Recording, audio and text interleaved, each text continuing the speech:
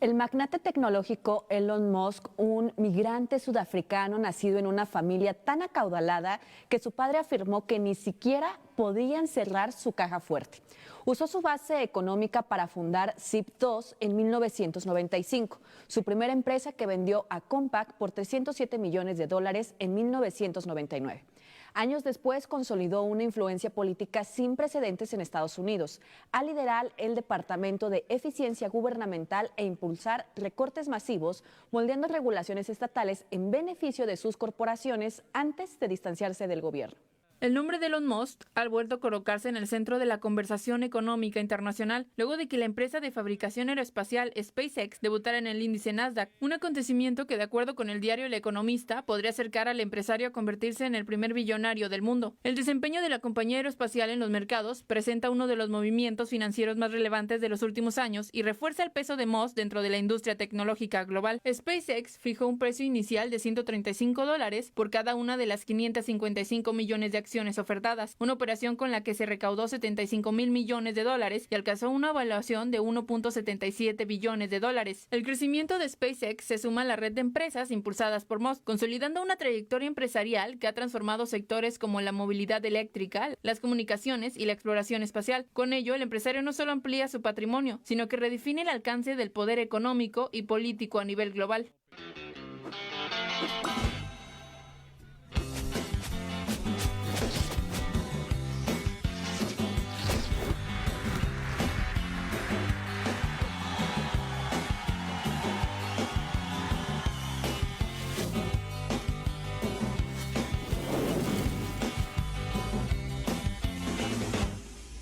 La capacidad de Elon Musk para incidir en la élite política trasciende el cabildeo tradicional. Su poder se fundamenta en el control de infraestructura, como redes sociales, inteligencia artificial y tecnología aeroespacial, que resultan vitales para la seguridad y economía nacional. Por lo tanto, ¿cómo explicamos el poder de Elon Musk y cómo influye en el control de la élite política que también tiene el control del Estado? Javier, buenas noches. Nazaret, muy buenas noches. Un saludo a todo el público que nos está viendo a través de la señal de TV+. Elon Musk tiene la posibilidad de convertirse en el primer hombre a alcanzar la fortuna de 1 billón. Entonces, cuando hablamos que una persona tiene la capacidad de tener esta riqueza, evidentemente va a influir política y económicamente en todas las regiones del mundo. Sabemos que Donald Trump prácticamente recibió un gran espaldarazo de este hombre, el hombre más rico del planeta, y ahora con el anuncio de que una de sus empresas, SpaceX, tiene esa capitalización de $75,000 millones y el valor de la empresa representa 1.82 billones, de los cuales el 80% son acciones de él, pues lo pone como una persona que es la representación de lo que es el sistema capitalista que tiene lo que, como podríamos decir, el modelo de imposición económica a todo el planeta. Y en este contexto nos ponemos a pensar cuáles son las condiciones a nivel global en donde este hombre con tal poder económico va a poder influir en otros países violando las soberanías de los estados. No importa qué tipo de gobierno tengas, no importa que seas de centro, que seas de derecha, que seas un régimen autoritario, una monarquía, que seas una democracia. Este hombre va a tener un poder de negociación importante y sobre todo la empresa de SpaceX es la número 1 respecto a lo que es la producción y traslado de satélites. Se calcula que Estados Unidos tiene el control prácticamente de lo que es la zona aeroespacial, tiene prácticamente 8,000 satélites por todo el planeta, de los cuales el 76% pertenece precisamente a esta corporación.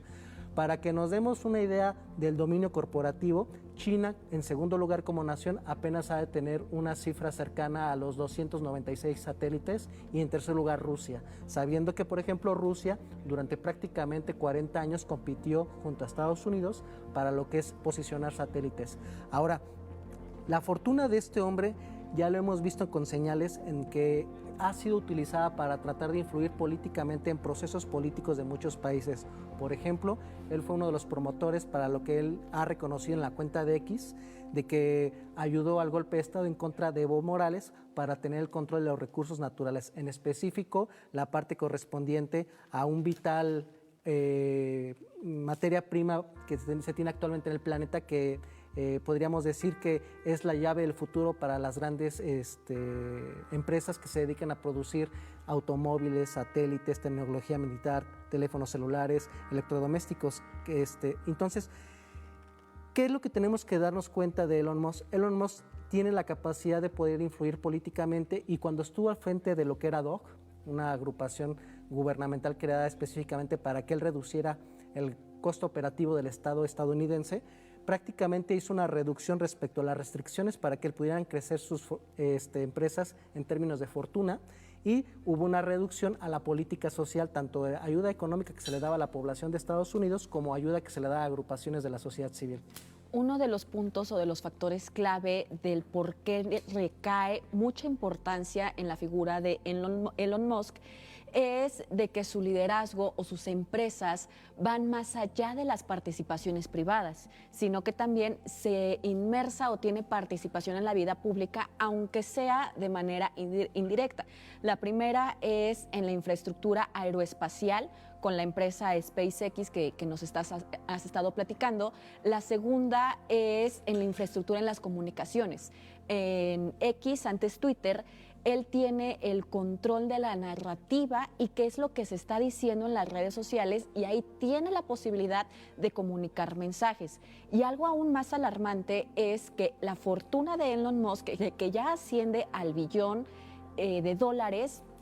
alarma a algunos estados, a algunos países, que incluso su Producto Interno Bruto es menor a la fortuna de este magnate empresario tecnológico. ¿Cuál sería entonces el mayor riesgo que puedan tener las naciones o los países al tener una figura como Elon Musk que precisamente tú lo comentabas, está buscando cada vez más la captación de los recursos naturales? Es un riesgo importante porque prácticamente tiene la capacidad de influir políticamente en la percepción de la ciudadanía, que es lo que le da la base y la legitimidad política a cualquier tipo de gobierno, a cualquier régimen.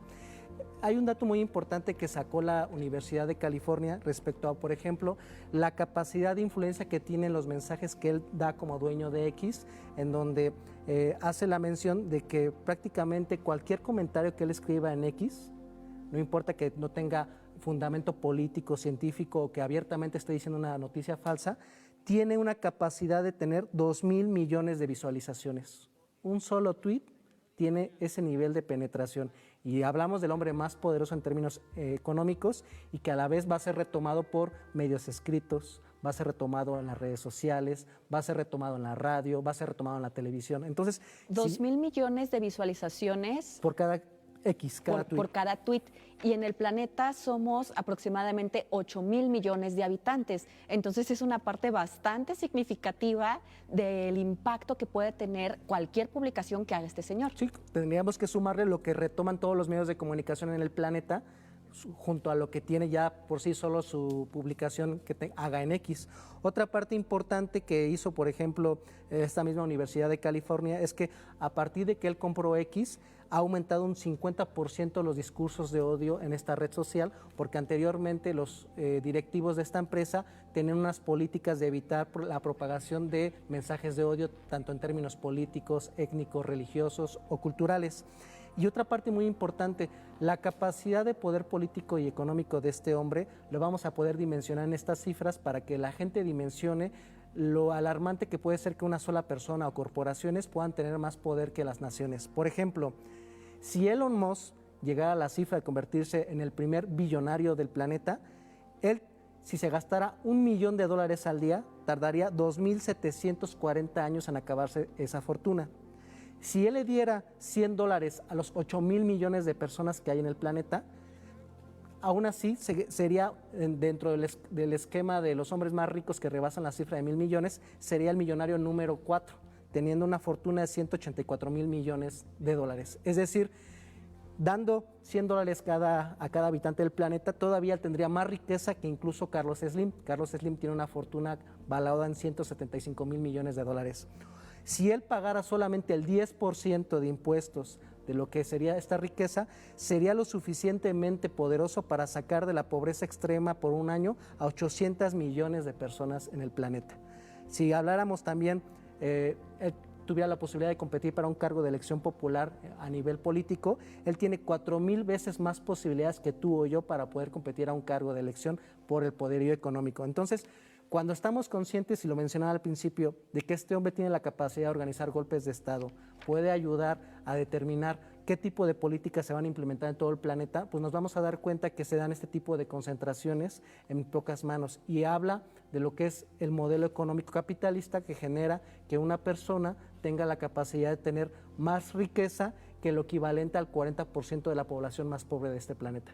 Y también se establecen relaciones asimétricas del poder. ¿Cómo pides a un país como Venezuela que su Producto Interno Bruto es totalmente superado por Elon Musk? En Latinoamérica, México, gracias a la productividad económica que se tiene, no está en ese supuesto, pero sí todas las presiones y las tensiones políticas, geopolíticas, internacionales y de intereses que puede tener este señor. Y también lo mencionabas, hay un libro del cerdo capitalista que cada vez busca más poder, más acumulación de la riqueza, y que esta riqueza no precisamente significa el bien común, sino nada más el beneficiarse él como individuo, como persona física. Y lo peor de todo, Nazaret, es que él ya ejerce su poderío económico en lo político. Prácticamente está ayudando a que todos los grupos ultraderechistas del planeta estén tomando posiciones de poder político. Ha financiado lo que ha sido la llegada de la extrema derecha en Alemania, en Francia, en Bélgica, ha cooperado para golpes de Estado en América Latina, y en Estados Unidos es uno de los principales patrocinadores de que el modelo MAGA, el modelo anglosajón, protestante y económicamente racista, sea el dominante en Estados Unidos. Entonces, incluso tiene la misma capacidad de, en su momento, poder definir una elección presidencial, porque se convirtió en el máximo donante de la campaña de Donald Trump, donde él solito donó $300 millones. Pues hay que estar muy pendiente de las próximas campañas electorales que se vienen, no solo en Estados Unidos, sino en las que pueda tener injerencia Elon Musk. Mientras tanto, vamos al siguiente tema.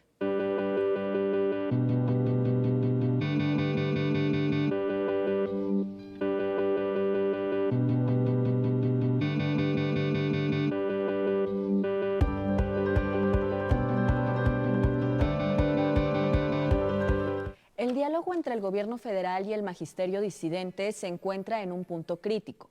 La Coordinadora Nacional de Trabajadores de la Educación insiste en retomar las negociaciones directas bajo el argumento de que las propuestas oficiales no resuelven sus problemas de fondo, tanto las demandas laborales y las de pensiones. Ante la persistencia de las protestas, la presidenta Claudia Sheinbaum dio un giro a la estrategia gubernamental al anunciar que a partir de agosto convocará una consulta y diálogo escuela por escuela para recoger las opiniones sin intermediarios.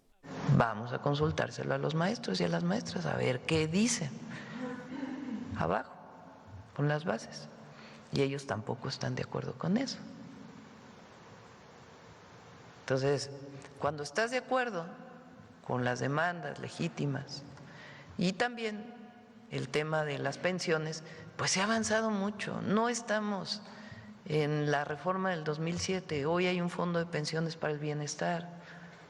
Estamos avanzando en fortalecer el pensionista. Entonces, no es la misma condición que antes. Se bajó las comisiones de las Afores. Entonces, no es lo mismo que el 2007. Se ha avanzado mucho en eso. Y se les dice, pues vamos a seguir avanzando en la medida que haya presupuesto también, porque pues lo que ha hecho el gobierno es darle derechos a todo el pueblo de México, no solo a los maestros, que se les ha aumentado el salario de manera importante, sino a todo el pueblo. Hoy hay pensión universal de adulto mayor, apoyo a personas con discapacidad, becas para preparatoria, becas para secundaria, apoyo a mujeres de 60 a 64, la escuela es nuestra, es un monto muy importante, más de 30,000 millones de pesos que se dan directo a las escuelas, para que padres y madres de familia y maestros decidan en qué se invierte. Eso no existía antes. Tomando en cuenta que la coordinadora no representa a la totalidad de los docentes del país, la presidenta Claudia Sheinbaum anunció que a partir de agosto acudirá escuela por escuela para recoger las opiniones reales de todo el Magisterio Nacional. ¿Cuál es el objetivo de la presidenta Claudia Sheinbaum al impulsar consultas directas con los docentes escuela por escuela, en lugar de limitar el diálogo a las cúpulas sindicales? La estrategia de la presidenta Claudia Sheinbaum es tratar de limitar el poder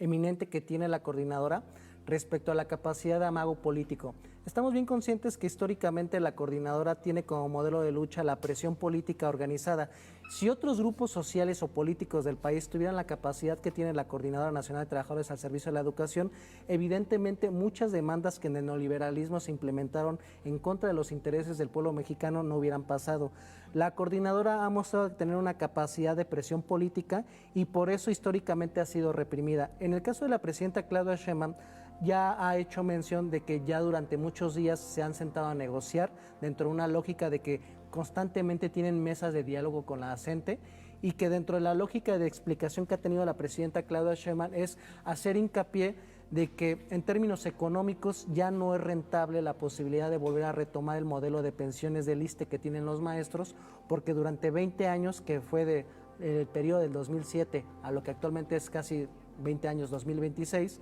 no se han generado el esquema de ahorro solidario entre los futuros pensionados y el Estado para generar nuevamente la capacidad de poder darle pensiones a los trabajadores que salieron fuera de este esquema. ¿Por qué? Porque representaría prácticamente 20 puntos del Producto Interno Bruto Nacional.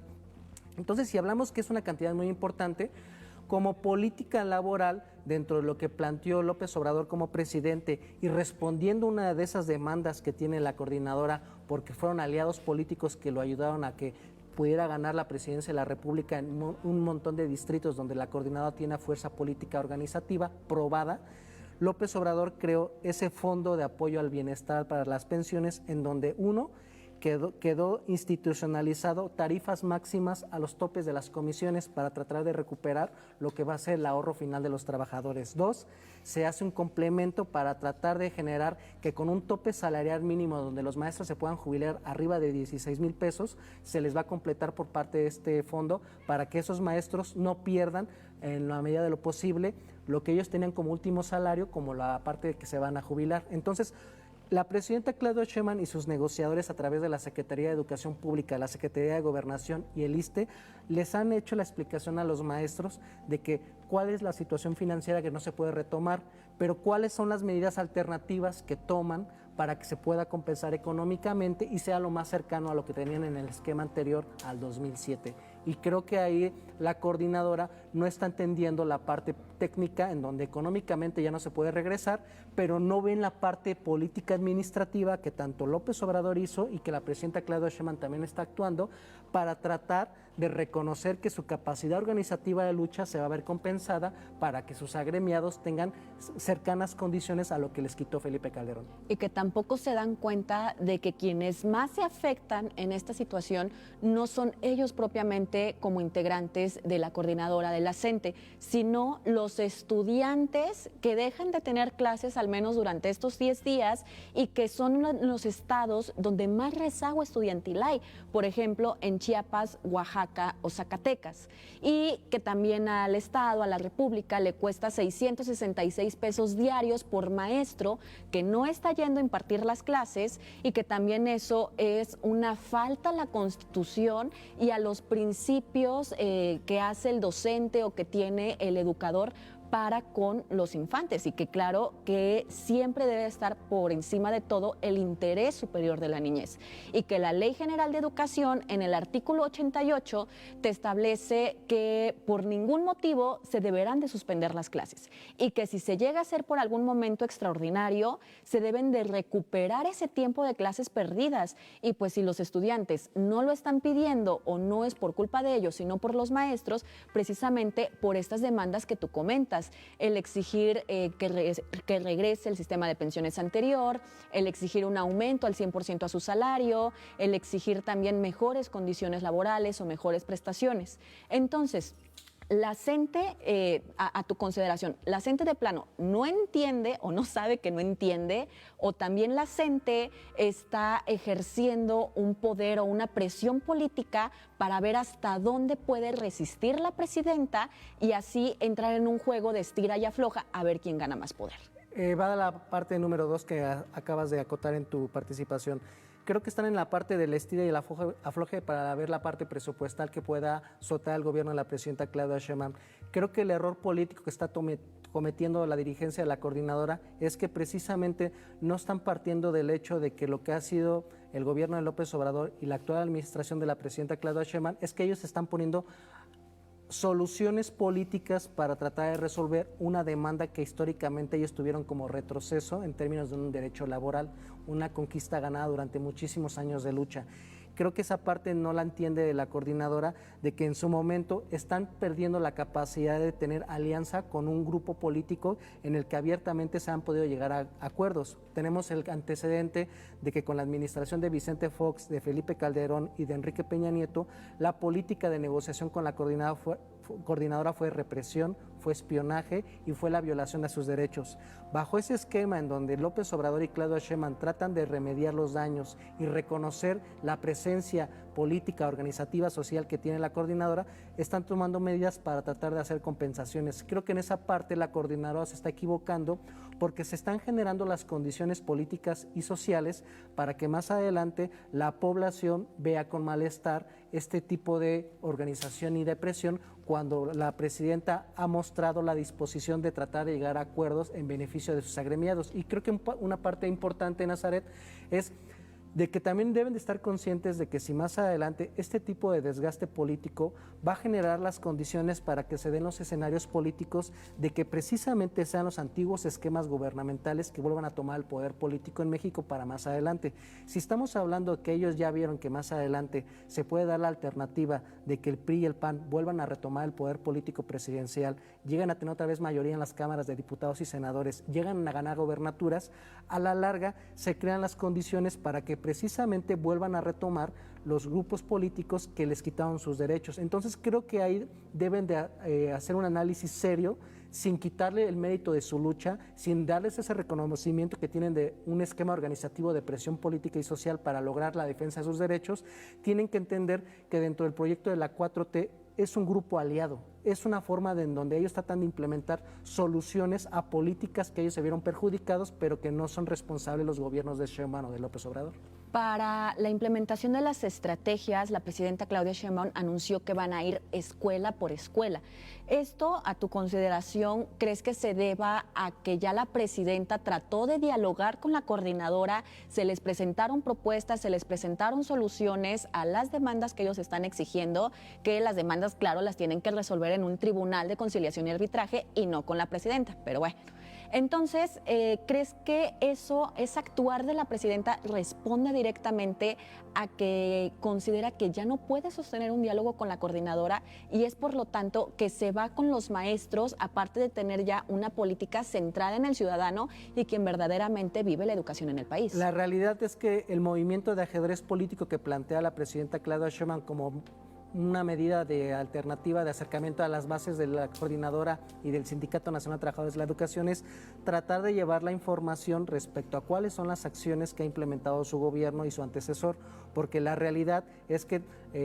la coordinadora y el sindicato normal de maestros, el dominante, han tenido siempre una lógica de que el magisterio es la que lleva la mano negociadora. Entonces lo que está planteando la presidenta es tratar de dar una información a las bases para que traten de agarrar conciencia pues, de que en el gobierno federal tienen a un aliado, de que dentro de las posibilidades y en los amarres que ya les dejaron las anteriores administraciones neoliberales, la presidenta Claudia Sheinbaum y la 4T trata de llegar a soluciones respecto a lo que es la condición de ellos como trabajadores al servicio de la educación. Pues muchísimas gracias, Javier. Vamos a una pausa y volvemos a Nuevo Régimen.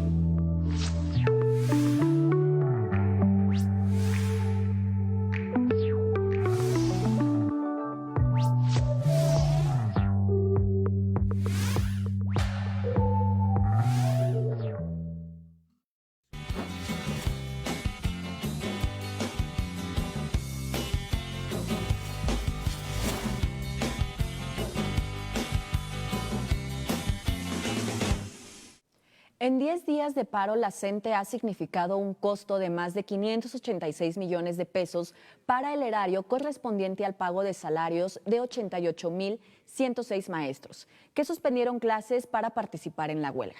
Estas movilizaciones reclaman que las promesas de la llamada Cuarta Transformación han sido insuficientes para revertir los daños laborales heredados de las administraciones pasadas, abriendo un debate profundo sobre cómo se trataba a los maestros en el periodo neoliberal frente a las fricciones en el gobierno actual. Representa el 20% del PIB mexicano y que además ya está en cuentas individualizadas, que pues, es muy complejo derogar esa ley. Sin embargo, no es que no se haya hecho nada. Desde el presidente López Obrador se creó el Fondo de Pensiones para el Bienestar, que se está fortaleciendo, que garantiza que los maestros, hasta el salario medio de 2024 más inflación, puedan retirarse con ese salario completo. Y a los que ganen más, pues tienen sus características. Pero si ganabas 17,000 pesos y antes te retirabas con 4,000, ahora te vas a retirar con 17,000. Para entender el origen de las demandas actuales del magisterio y la relación histórica entre los gobiernos y los sindicatos docentes, vale la pena mirar hacia atrás y revisar el papel que desempeñaron los maestros y maestras y sus organizaciones antes de 2018. ¿Qué tan fuerte era el poder político de los sindicatos magisteriales y cómo también estos influían en las decisiones de los gobiernos de la época neoliberal? En la época neoliberal los maestros tenían una presencia y todavía la tienen muy importante. Estamos hablando del sindicato más grande de América Latina. El sindicato de maestros está conformado actualmente por 1,600,000 miembros. Para entender el poder político que ha tenido el sindicato de maestros, estamos hablando solamente de maestros y administrativos del sector de educación básica. Ahí no entran los de educación media y superior. Bajo este contexto en donde estamos hablando que es un sindicato nacional de maestros federalizados, no podemos dejar a un lado la parte de los maestros estatales y lo que mencionabas tú, la parte de la introducción de que la coordinadora tiene 188,000 miembros. Bueno, la realidad es de que durante muchísimos años el sindicato de maestros se convirtió en un instrumento de poder político a grado de que su anterior dirigente, el Baster Gordillo, tuvo la capacidad de crear un partido político, Partido Nueva Alianza. El Partido Nueva Alianza tuvo la capacidad de poder competir electoralmente, presentó 2 candidatos presidenciales, uno de ellos, por ejemplo, muy célebre como Cuadri, y bajo el contexto de lo que era una posibilidad de llegar a negociaciones políticas, el sindicato tuvo la capacidad de conseguir posiciones de poder político, en especial los líderes, ni siquiera los maestros. Bajo esta capacidad de poder influir electoralmente, a tener una capacidad organizativa importante, Nueva Alianza tuvo esa oportunidad de hacer alianzas con gobiernos estatales, los partidos que llegaron al poder ganando. Tuvo la capacidad de hacer negociaciones con presidentes. Por ejemplo, en el caso de lo que fue la elección presidencial del año 2006, el Baster Gordillo, el día de las elecciones, dio la indicación de que todas las bases de apoyo electoral de los maestros que iban a apoyar a la candidatura de Campa salieran a votar y operar los votos a favor de Felipe Calderón, donde Felipe Calderón ya había negociado con ellos que a cambio de recibir su apoyo y de operación política para convencer, por ejemplo, a otros gobernadores priistas de que los restos de votos movilizados en los estados se fueran a apoyar a Calderón, al Baster Gordillo le entregaron el ISSSTE con Yunes Linares, célebre político priista y panista de aquí de Veracruz.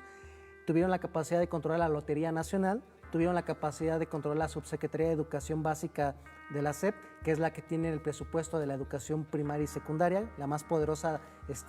en términos económicos, y tuvieron la capacidad de tener bancadas en el Congreso de la Unión. Ese poderío económico evidentemente nunca se vio reflejado en beneficio de los maestros, porque a la par los maestros tenían pésimas condiciones salariales, les hicieron reformas que les afectaron en términos económicos. Hablábamos de la reforma del 2007 de Felipe Calderón, que dejaron de tener el esquema anterior de apoyo solidario, es decir, un apoyo de jubilación tripartita en donde el trabajador junto al Estado daban aportaciones para su jubilación y lo convirtieron en un sistema de pensión individualizado, como el que tenemos lamentablemente la gran mayoría de la clase trabajadora mexicana. Entonces, ese poderío del sindicato de maestros, pues evidentemente no se vio reflejado en términos laborales. La realidad es que para el año 2012, esa alianza que logró tener el sindicato de maestros, el dominante, el Sindicato Nacional al Servicio de la Educación, tuvo una problemática con Peña Nieto con el encarcelamiento del Baster Gordillo, y fue cuando ahí López Obrador tuvo la oportunidad en el año 2018 de llegar a acuerdos políticos con las diferentes agrupaciones de maestros, porque es innegable que esa fuerza de organización sindical es sumamente importante para voto duro, promoción del voto y el cuidado de casillas. Entonces, López Obrador llegó a acuerdos con el sindicato dominante, la CENTE, llegó a acuerdos con los sindicatos pequeños que son combativos y sumamente organizados en términos políticos, como la Coordinadora, llegó a acuerdos con la CETEC, y ahí fue que López Obrador empezó a hacer esta serie de medidas que hemos hablado en nuevo régimen respecto a cómo darles mejores condiciones salariales. Hablábamos de que aumentó prácticamente en términos de lo que es el costo de la vida, el salario del maestro aumentó un 30% superior a lo que es el costo de la inflación. Entonces, ¿cuál fue el error que tuvo la presidenta Claudia Sheinbaum? La presidenta Claudia Sheinbaum en 10 ocasiones durante su campaña presidencial en el año 2024 fue donde realizó la promesa electoral de derogar la ley del ISSSTE del año 2007, y ahí es donde empieza la problemática que tenemos actualmente. Pero la realidad es de que tenemos que estar bien claros de que en el caso de la coordinadora han mostrado una capacidad incluso de defender lo que los otros maestros, que son la mayoría de la CENTE, con ese, no tuvieron la capacidad. Entonces, aquí creo que lo que tenemos que darle de reconocimiento a la coordinadora es que una agrupación menor, que apenas rebasa los 180,000 miembros, tuvo una mejor capacidad de organización, de presión y de defensa de sus derechos que el resto de 1.600.000 maestros afiliados. Lamentablemente, ese 1.600.000 afiliados de la organización sindical más grande, pues han sido sistemáticamente sometidos a lo que es el sistema clientelar corporativo y el charrismo sindical. Nos acabas de narrar prácticamente la historia muy resumida de las luchas sindicales que han tenido la CENTE con C y con S. Que en el 2018 se viene y se establecen acuerdos con Andrés Manuel López Obrador, pero que en el 2024 se da un rompimiento derivado de la falta de cumplimiento de las promesas de campaña por la presidenta Claudia Sheinbaum, aclarando que todavía no acaba su periodo presidencial. Pero entonces, tomando en consideración esos antecedentes de que pasaron de ser a enemigos, a aliados, y ahorita no sabemos en qué condiciones están, ¿cuáles serían los peligros para tanto la Cuarta Transformación o el gobierno de la Cuarta Transformación de perder alianza con la CENTE? Y a la inversa, los peligros de la CENTE que podría enfrentar al perder su alianza con los gobiernos de la Cuarta Transformación. Por lo menos el sindicato con S de maestros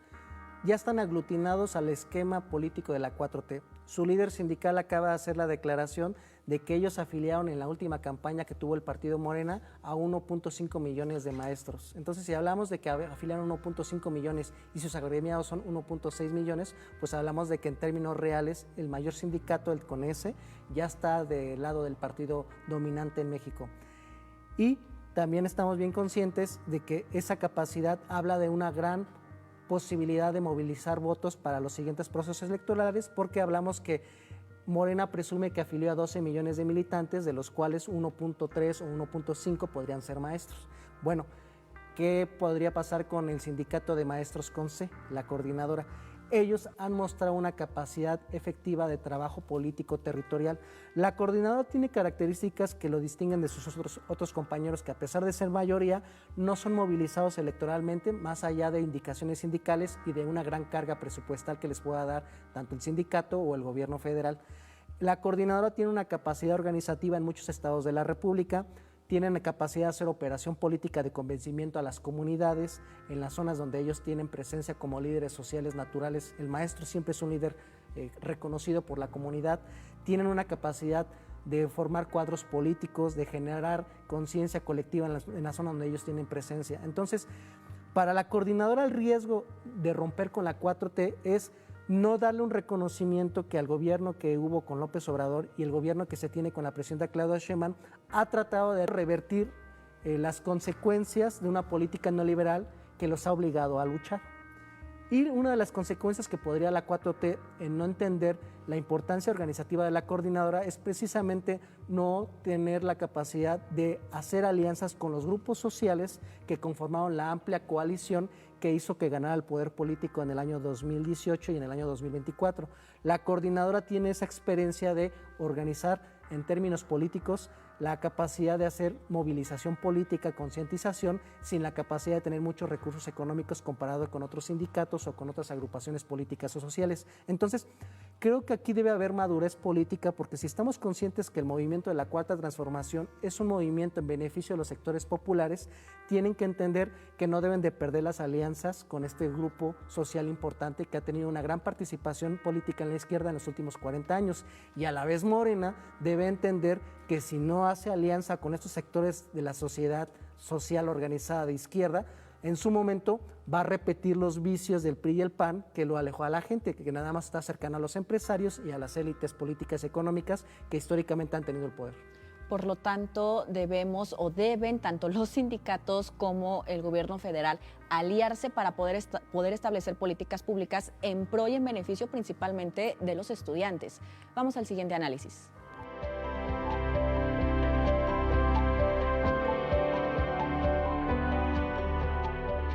La narrativa de que México opera como un narcoestado ha ganado una fuerza sin precedentes dentro de la élite política de los Estados Unidos de Norteamérica en los últimos años. Washington utiliza este argumento no solo como un diagnóstico de seguridad, sino como una herramienta de presión geopolítica para justificar propuestas extremas, que van desde la designación de los cárteles como organizaciones terroristas hasta la intervención militar unilateral en suelo mexicano.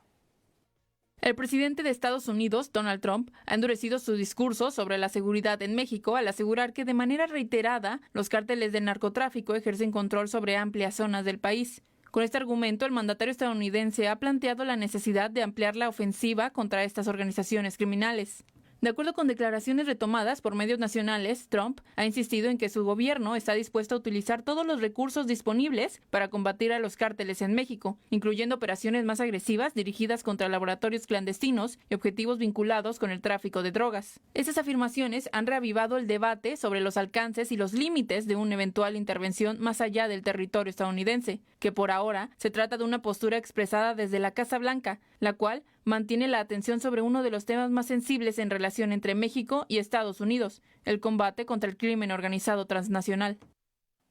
¿Existen fundamentos reales para que la élite política de Estados Unidos de Norteamérica sostenga que México opera como un narcoestado? Aclarando, claro, que un narcoestado es un término de la ciencia política y las relaciones internacionales que definen a un país cuyas instituciones políticas, judiciales y de seguridad se encuentran influenciadas, infiltradas o controladas directamente por el crimen organizado dedicado, claro, al narcotráfico. Tendrían razón, pero si ellos reconocieran que prácticamente bajo esa lógica de que es un narcoestado México, creció y se desarrolló prácticamente con el auspicio de ellos en los anteriores gobiernos al año 2018. Cuando Felipe Calderón ganó la presidencia en el año 2006, una de las principales banderas de lucha que tuvo para tratar de legitimar su triunfo electoral fue combatir al narco, declarando una guerra. En ese contexto de guerra que declaró durante su sexenio, se dieron las condiciones en donde incluso las agencias de seguridad de Estados Unidos hacían investigaciones respecto a cuál era la capacidad que tenía el Estado mexicano para tener el control territorial de México. En esas declaraciones, por ejemplo, la CIA había sacado a la luz de que prácticamente no se tenía el control territorial de una tercera parte del territorio mexicano. Bajo ese contexto, en donde hubo un crecimiento de lo que es la parte de una zona del territorio nacional que no había presencia del Estado, como lo que es el monopolio legítimo de la fuerza de acuerdo a los autores políticos, Estados Unidos prácticamente no hacía declaraciones contundentes como lo que sí quiere hacer la administración de Claudia Sheinbaum, porque el gobierno de Felipe Calderón siempre siguió las directrices de política de seguridad. En ciencia política tenemos tres elementos básicos para analizar cómo podríamos considerar que tenemos un Estado fallido y entraría en la categoría de un narcoestado. Uno, cuando no se tiene el control de las armas. 2, cuando no se tiene el control territorial. Y 3, cuando no se tiene el monopolio legítimo de la fuerza, que el monopolio legítimo de la fuerza es que yo te garantizo seguridad, te cobro impuestos y yo tengo la autoridad para implementar la justicia.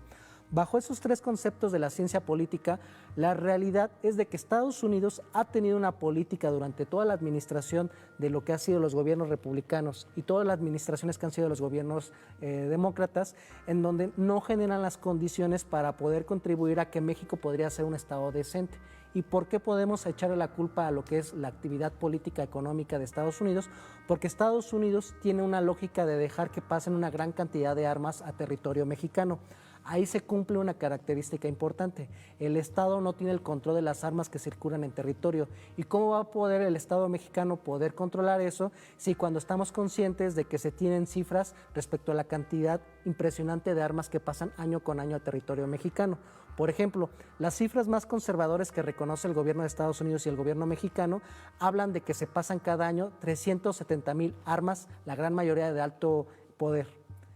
La Universidad Autónoma de Guadalajara sacó un estudio donde sus estimaciones son de 570,000 armas, la mayoría de alto poder. Entonces, si estamos hablando que pasa la cantidad, vamos a decir, cercana a 500,000 de armas de alto poder a territorio mexicano y las fuerzas militares mexicanas son de apenas 276,000 personas, pues hablamos de que tiene la capacidad de esa penetración de armas al crimen organizado para equipar prácticamente 2 veces y cacho lo equivalente a ejércitos mexicanos. Entonces, ahí se cumple una primera característica. La segunda, el flujo de dinero que viene de Estados Unidos producto del consumo de drogas de allá. Cuando estamos conscientes que Estados Unidos tiene una población que a lo largo de su vida ha consumido drogas y que son cercanos a los 76 millones y de los cuales 36 millones son consumidores activos, pues está generando un mercado de consumo que genera la violencia política aquí en México, porque los grupos del crimen organizado buscan el control territorial para las rutas tanto del tráfico de drogas que van a Estados Unidos como a la parte de la producción. Entonces, si tradicionalmente sabemos que el negocio de la marihuana por cada dólar invertido te da $5 de ganancia, en el caso de la cocaína por cada dólar invertido te da $60 de ganancia, y en el caso de la metanfetamina por cada dólar invertido te da una ganancia de $230 más o menos, pues estamos hablando de que si Estados Unidos no detiene el consumo de droga de su población, va a generar que en México el crimen organizado siga operando, teniendo la presión para que los presidentes municipales o los gobernadores tengan que ceder territorios para lo que es el cultivo, la generación o el trasiego de droga. Entonces, si no se detiene el flujo de dinero, pues Estados Unidos estuvo muy feliz manteniendo las condiciones de un narcoestado, bajo la lógica del PRI y el PAN. Y el tercer elemento que hablan para decir que podríamos tener un estado fallido, y en especial con el apellido de narco, está que no se tiene el control territorial. Bueno, si no se tiene estas 2 características de detener el flujo y el consumo y el tráfico de drogas, ¿cómo le estás pidiendo a las autoridades mexicanas que puedan combatir al crimen organizado y cómo vas a evitar que tenga el grupo organizado operando en México la capacidad de comprar autoridades policíacas, militares y políticas? Y voy a un último elemento. Con la llegada de López Obrador, sabiendo que dejaron en una situación detestable al Estado mexicano en su capacidad de poder combatir al crimen organizado y tener control territorial y detener el flujo de armas, López Obrador implementó durante su sexenio una lógica de tratar de organizar los inicios de un esquema de pacificación de México. Y ojo, estoy diciendo los inicios porque es un proceso largo. 1, la creación de la Guardia Nacional, es decir, crear más de 120 bases operativas de la Guardia Nacional para tener presencia territorial del Estado mexicano, que son las fuerzas legítimas de la violencia. 2, tratar de generar política social con programas sociales, generar aumento en salario mínimo y generar un montón de obra pública de la mano con la iniciativa privada para tratar de quitar a la fuerza laboral mexicana como alternativa meterse al crimen organizado. Estamos conscientes que en México el crimen organizado genera más empleo que Walmart. Se calcula que generan 470,000 empleos y Walmart a nivel mundial genera 370,000 empleos. Entonces, ¿qué es lo que plantea el proyecto de la 4T? Tratar de arrebatar socialmente la zona de base operativo y social del crimen organizado. Y el tercer elemento es tratar de tener una política de recuperación del Estado mexicano ante la lógica neoliberal, donde se quería un Estado mínimo. Y en esa lógica es el Estado partícipe en la creación de las condiciones de recuperar otra vez el territorio nacional. La cifra que ha mencionado la presidenta Claudia Sheinbaum respecto a decomisos, el número de detenciones y que ha bajado el homicidio doloso un 40%, habla de que se están viendo, después de 7 años, 5 meses, la posibilidad de que se le pueda recuperar terreno al crimen organizado. Entonces, la realidad es que si llegamos a tener la categoría de que México es un narcoestado, es precisamente por la culpa de las condiciones que nuestro vecino ha propiciado que México tenga la debilidad política, la clase militar, la clase económica y la clase política. Digo, sin exculparlos porque también estaban bien involucrados. ¿Crees que la teoría de Weber del uso legítimo de la violencia justifica en cierta parte que Estados Unidos quiera tener injerencia en México para tratar de solucionar no los problemas de México, sino los problemas que tienen ellos derivado de la problemática que ellos afirman que hay en México? Y a su vez, ¿crees que esta política o este término de narcoestado se debe también un poco a las acusaciones o a la influencia que ha tenido el partido Acción Nacional de ir a la Corte Interamericana Penal? Si en verdad quisieran ayudar a México para que no se convirtiera en un narcoestado, tendrían 3 tareas que no requieren ni siquiera que arriesguen a sus fuerzas militares: